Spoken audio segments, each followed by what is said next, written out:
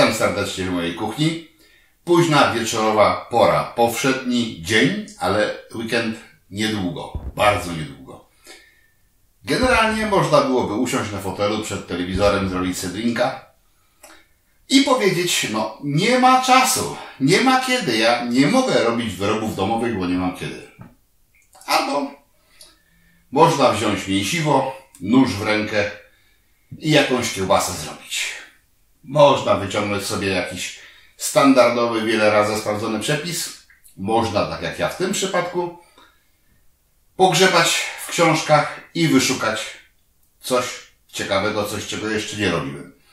Akurat w tym przypadku z tą ciekawością to może przesada, bo przepis bardzo prosty, można powiedzieć banalny. Ale ciekawostką jest to, że pochodzi z poradnika dla matek i gospodyń, że to jest książka z 1896 roku, że to jest książka, której treść została zatwierdzona przez cenzurę. Tak, były takie czasy, że cenzura nawet książkami kucharskimi się interesowała. Przepis prosty, nazwa kiełbasa i nic dalej.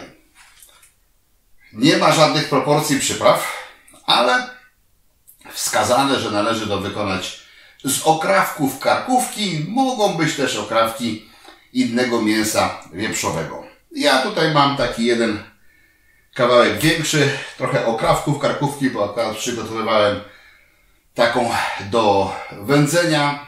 Teraz się pekluję, a okrawki te wykorzystam do tego, żeby to na kiełbasę przeznaczyć. Jest tego 1,8 kg. To tak akurat, bo potrzebne mi to jest wszystko na jutro, a ten przepis przewiduje taki cykl wykonania. Generalnie kiełbasa na gorąco. Dzisiaj powinienem to pokroić w drobną kostkę, przyprawić, o przyprawach za chwilę. Jeszcze ich na stole nie mam, ale opowiem. Następnie po przyprawieniu należy to nadziać w jelita, cienkie, rozumiem, wieprzowe, i pozostawić do jutra. Pozostawię to do jutra, a jutro będę to obrabiał i tutaj też jest przewidziane, że można to spożywać jako gotowane, pieczone, bądź można je też owędzić. Ja wykonam na pewno wykonam wersję tą na gorąco, czyli gotowaną z wody. Jak coś zostanie, to może to dam do wędzenia, żeby zobaczyć, co będzie. Ale prawdopodobnie nic nie zostanie, bo też kilku chętnych jutro na tą kiełbasę będzie. Teraz myślę, że ją spokojnie można wykonać jako pieczoną, można ją spokojnie wykonać jako grillowaną. Z tym, że przepis oryginalny zakłada użycie saletry. Ja do wędliny pieczonej, do wędliny grillowanej bym ją raczej nie zalecał. Tam bym się skupił na soli zwykłej. Na wersję gotowaną, bądź wersję zimną, wędzoną i pozostawioną do tego, żeby dojrzała, można zastosować sól peklującą, bądź mieszaninę ze solą zwykłą. Oczywiście sól zwykłą, jeżeli ktoś chce, też nie ma takiego zakazu. Generalnie bardzo zła pora na wiszenie, że tak powiem, dłuższe tej kiełbasy, bo ona ma wisieć do jutra, ma powisieć sobie. Jest środek lata, bardzo duża pora aktywności owadów, więc pozostawienie tego na ich pastwę nie jest dobrym pomysłem, więc ja po nadzianiu włożę to do chłodni, mam taką chłodnię do napojów, tam jest 10-12 stopni o tej porze roku i tam to będzie przez dobę, czyli no nie dobę, ale tak około 16 godzin wisiało do czasu, aż ja jutro wrócę mniej więcej o podobnej porze ze swoich zajęć, ale wrócę już do biesiadników, którzy będą czekali, żebym ja tą kiełbasę sfinalizował. Przyprawienie. Przyprawienie proste, więc sól, jaką sobie chcecie, ja biorę to na razie na gorąco, z wody i być może to będę wędził, nie zamierzam tego piec, nie zamierzam grillować, więc dam mieszaninę soli zwykłej i soli peklującej, pół na pół. W dawce 17 gramów na kilogram, taka typowa dawka na kiełbasę. Do tego tu jest prawie 2 kg, więc dam ze 2, może 2, bo tam też nie było danej ilości.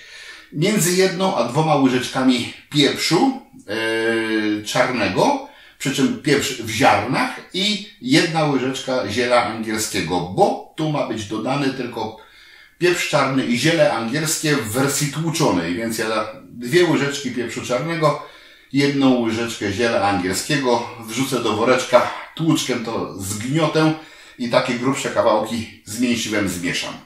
Pokroję w drobną kostkę, taką centymetr, nie większą. Jak się większy 1 czy 2 kawałki trafi, to żadnej tragedii nie ma. Przyprawię solą, przyprawię pieprzem i angielskim zielem w wersji tłuczonej. Nadzieję jelita i wieszam w chłodni. To tyle na dzisiaj. Późna pora, wystarczy. Działam.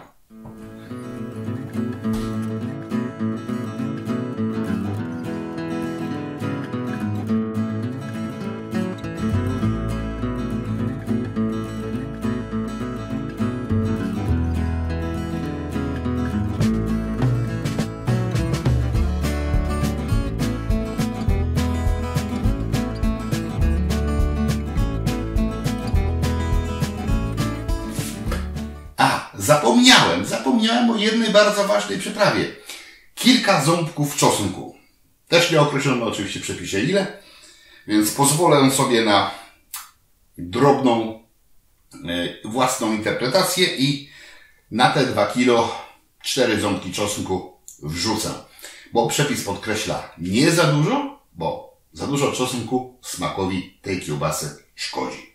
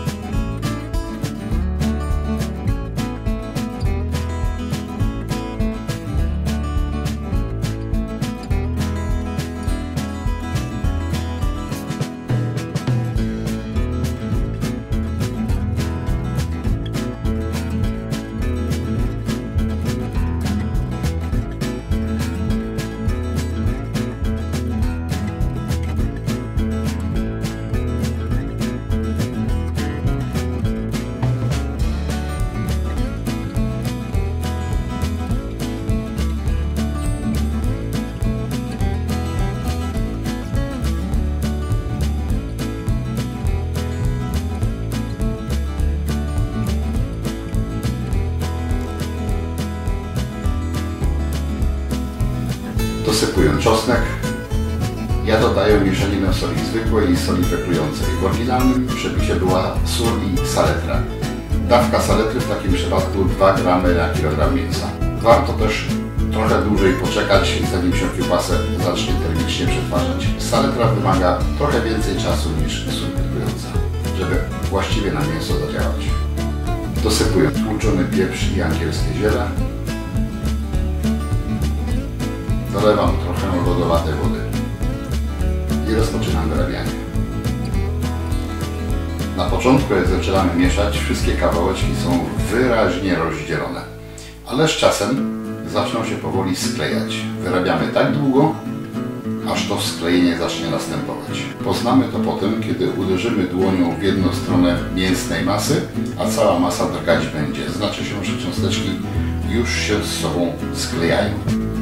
Teraz można je przełożyć do nadziewarki. Mięska mało, więc trzeba się postarać jak najwięcej z nadziewarki wycisnąć. Dlatego użyję takiego popychacza. Jest to woreczek foliowy z czystą ściereczką w środku. Przedłuży on trochę tłok, bardziej w to wgłębienie dolnej głowicy wejdzie i więcej mięska z nadziewarki wyciśnie, mniej w niej zostanie. Nadziewamy niezbyt ścisło, ponieważ pędka będą jeszcze skręcane w krótkie odcinki.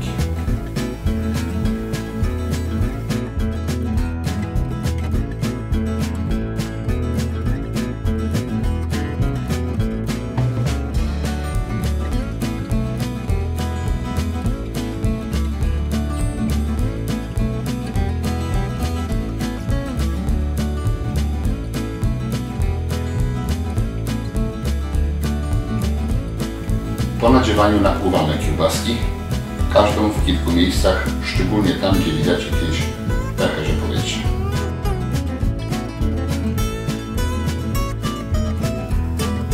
Teraz powieszę kiełbaski w chłodni, będą tam czekać do jutra. Pod spodem damy jakieś naczynie, dla którego będzie mogła wilgoć gadać.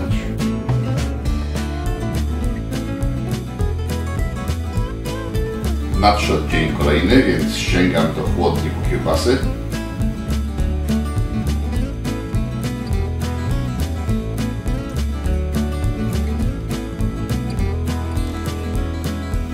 Rozgrzewam wodę do 85 stopni i rozpoczynam parzenie.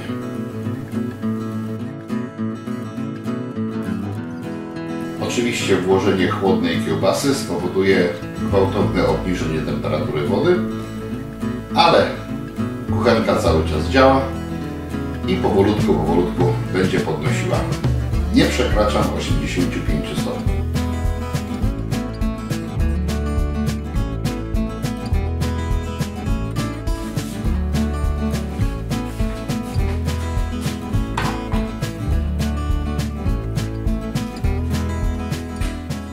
Proces parzenia zakończony. Pachnie naprawdę cudnie. Trzeba wyjąć, spróbować, bo chętni już czekają. Może nie wszystko na raz.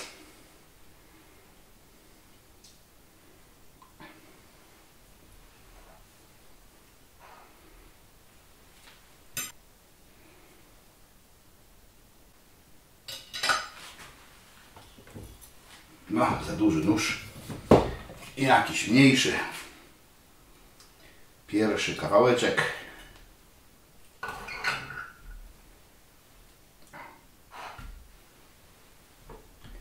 I zaglądam do środka.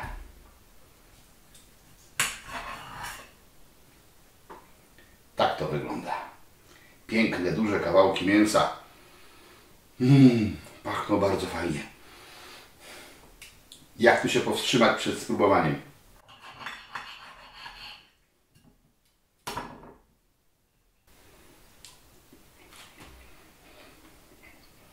Niam.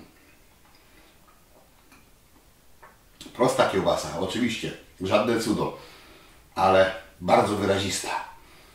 Według starego przepisu. Z tłuczonym pieprzem, z tłuczonym zielem angielskim i z wyraźną, ale nie przesadzoną ilością czosnku. Czy lepsza będzie z musztardą? Spróbujemy.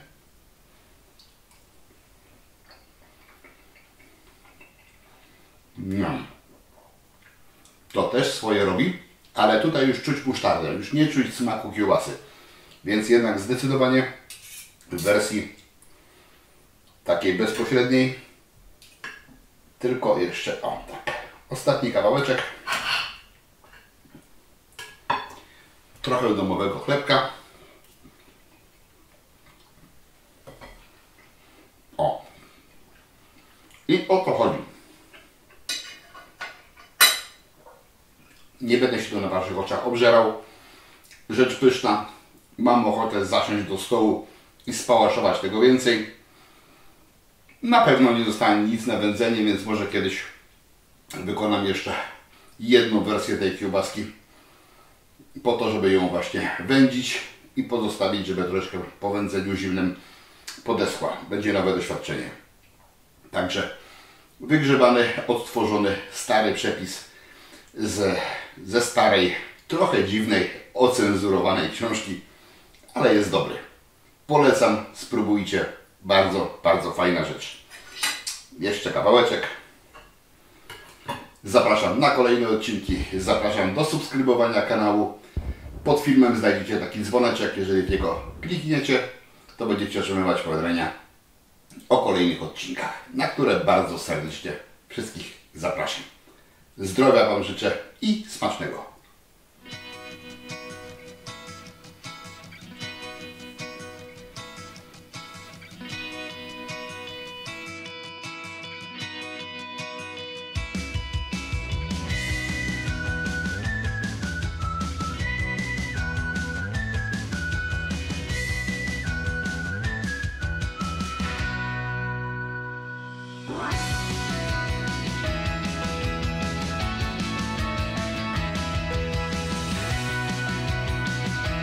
I na koniec zapraszam wszystkich do mojego sklepu, w którym znajdziecie takie rzeczy jak wędzarnie, jak szynkowary,